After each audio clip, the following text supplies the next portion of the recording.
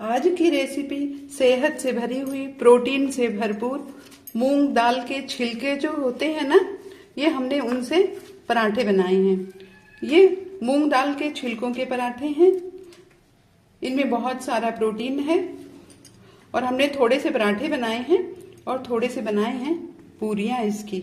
तो आइए देखते हैं कैसे ये सेहत से भरपूर और प्रोटीन से युक्त पूरी एंड पराठे ये बने हैं। ये देखने में जितने सुंदर है ना, ये खाने में भी बहुत ही स्वादिष्ट और बहुत ही ज्यादा क्रिस्पी हैं। हेलो फ्रेंड्स, आशा चैनल में आप सभी लोगों का स्वागत है।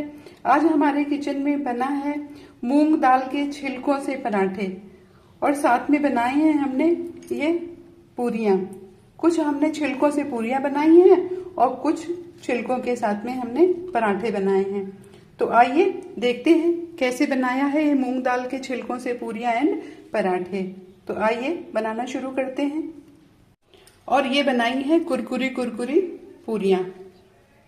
ये देखिए, आप चाहे पूरी बनाइए चाहे पराठे बनाइए, बस एक बात तो है कि आज के बाद में आप लोग मूंग दाल के छिलकों को कभी नहीं फेंकेंगे।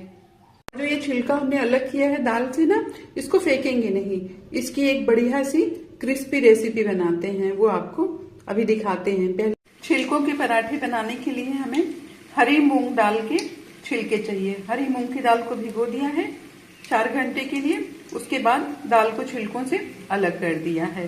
तो देखिए, इस तरह से हमारे पास 1 कटोरी मूंग की दाल के, भीगी हुई मूंग की दाल के छिलके हैं।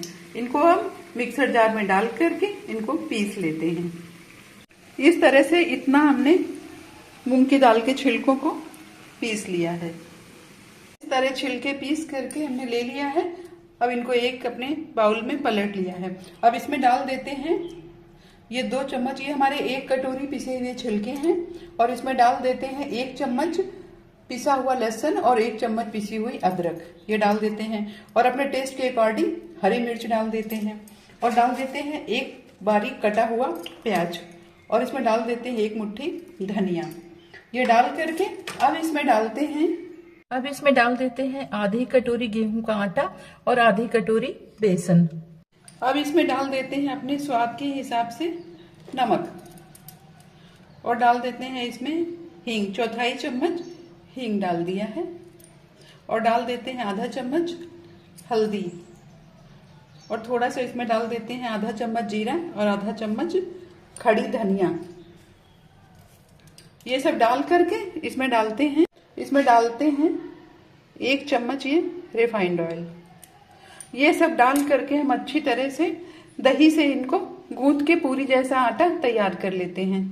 इस तरह से हमने आटा लगा लिया है। अब इसको ढक करके रख देते हैं 10 मिनट के लिए। इस तरह से देखिए, हमने बढ़िया आटा चिकना कर लिया है। अब हाथ में तेल लगा करके हमने इस आटे को थोड़ी लोई ले करके ऐसे चिकना कर लिया है, और इसको चकले पर ऐसे रख करके ऐसे ऐसे रोल कर लेते हैं। और इसकी छोटी छोटी लोइयां तोड़ के, बहुत बड़ी नहीं, छोटी छोटी सी ऐसे लोइयां तोड़ लेते हैं।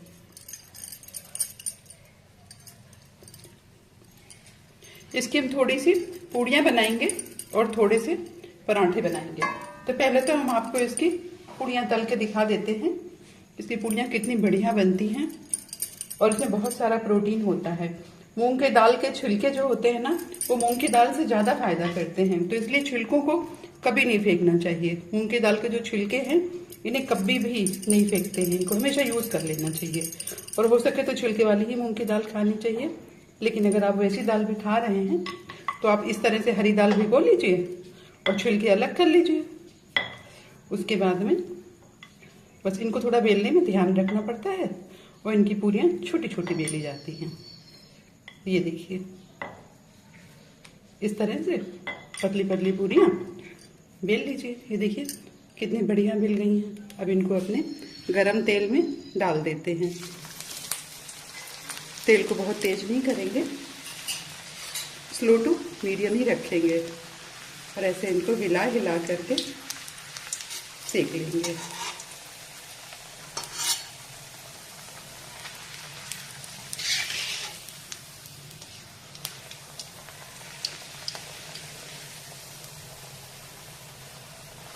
इस तेल में हमने अभी मूंग की दाल के मंगोड़े बनाए थे, तो ये वही मंगोड़ों का चूरा है, बाकी और कुछ नहीं है ये। तो मंगोड़ों की जो छिलके बचे थे ना दाल के, तो हमने मंगोड़े बना लिए थे, और जो छिलके बचे थे उसकी हमने सोचा इसकी पूरी और पराठे बना लेते हैं। तो हम थोड़ी सी इसकी पूरियाँ बनाएंगे और थोड़े बनाएंगे इससे पराठे। इसके पराठे बहुत टेस्टी होते हैं क्योंकि इसे बहुत कुरकुरा होता है। देखिए इस तरह से हमने इसको सेक लिया है, सेक करके इसको निकाल लेते हैं। आइए एक और बना के देख लेते हैं। ये देखिए इनमें प्याज भी कटी हुई है, प्याज थोड़ी महीन काटी जाती है इसमें, नहीं तो ये बेलने में थोड़ी सी दिक्कत करती है। इस तरह इनको आहिस्ता आहिस्ता ऐसे बेल लेते हैं, तेल लगा करके, तेल की मदद से बेलते हैं, इसमें सूखा आटा नहीं लगाते। ये देखिए इस तरह से बेल लिया, हाथ से ऐसे कर लिया, ये देखिए।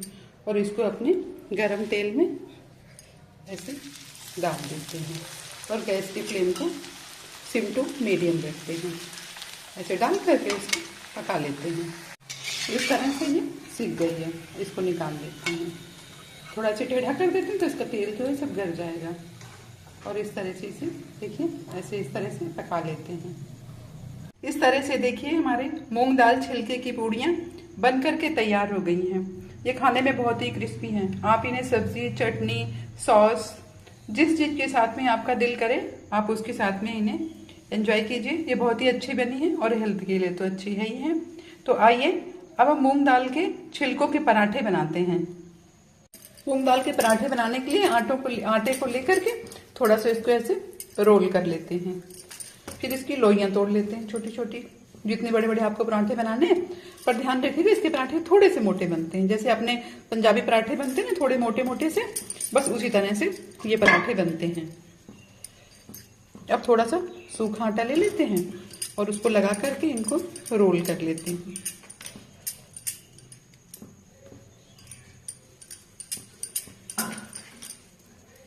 ये इस तरह से इसको रोल कर लिया। अब हल्के हाथों से इसको बेल लेते हैं।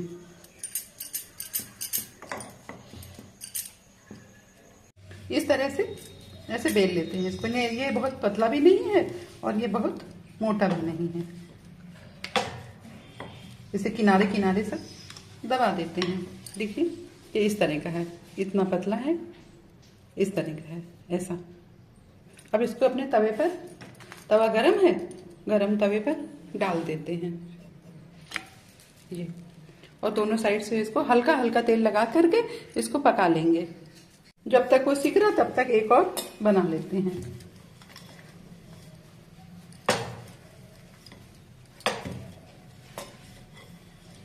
इस तरह से सूखा आटा लगाने से आराम से बिक जाता है, तेल के साथ में थोड़ा सा दिक्कत होती है। ये देखिए इतना पतला है ये, ऐसे इसको बना लिया है। और आइए अब इसको देख लेते हैं इसके क्या हाल है।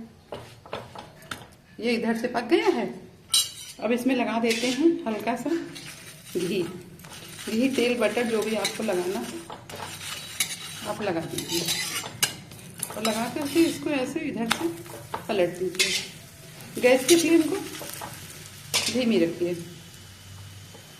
और इसको ऐसे चम्मच की मदद से, इससे कलछुल की मदद से ऐसे सेक लीजिए पलट पलट करके।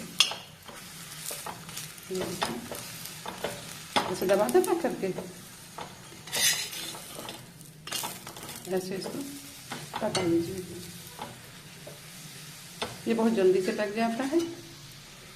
देखिए ये पक गया है। ये इसको हटा लेते हैं और अपना दूसरा पराठा इस पर डाल देते हैं। ये जो बना के रखा था ना ऐसे डाल देते हैं, डाल करके इसको भी पका लेते हैं। इस तरह देखिए ये सीख गया है।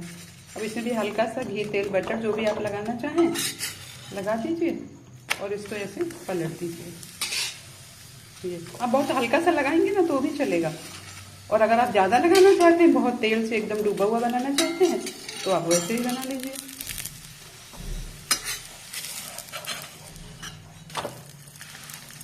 ये देखिए इस तरह से इसको घुमा घुमा करके दबा दबा करके पका लीजिए।